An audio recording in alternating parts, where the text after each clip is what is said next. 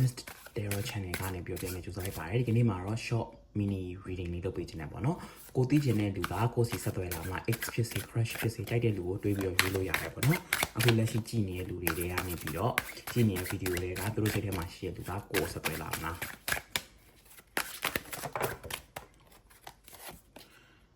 ဆက်သွယ်လာဖို့ဆိုတော့သူတို့မှာတပ်ပတ်တီရှိနေရဆိုတဲ့ပုံစံမျိုးကိုတွေ့တယ်အဲ့တော့လက်ရှိချိန်ဒီမှာတော့ကျွန်တော်ကတော့ဆက်သွယ်လာဖို့ကတော့မမြင်သေးဘူးတစ်ဖက်လူကတော့အဲ့လိုမျိုးနှ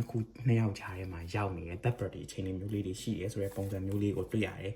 ကိုကသူနဲ့ပတ်သက်ပြီးတော့စိတ်ဆင်းရဲရမျိုးသွေးပူနေရတာမျိုးအမျိုးသားတယောက်နဲ့ပတ်သက်ပြီးပို့ပြီးဖြစ်တတ်တယ်ပေါ့နော် King of Cup Queen of Cup ကိုကပဲမျောလင့်နေရဆိုတဲ့ပုံစံမျိုးလေးကိုတွေ့ရသေးတယ်အဆက်အသွယ်ရဖို့ကတော့လက်ရှိမှာတော့မမြင်ရသေးဘူးဆိုတဲ့ energy လေးပဲတွေ့ရပါတယ်ခင်ဗျာကျေးဇူးအများကြီးတင်ပါတယ် personal reading မေးချင်တယ်ဆိုရင်တော့ Facebook Messenger page မှာလာရောက်ဆက်သွယ်မိမြန်လို့ရပါတယ် Mystic Tarot page မှာလာရောက်မိလို့ရပါတယ်ခင်ဗျာကျေးဇူးပါ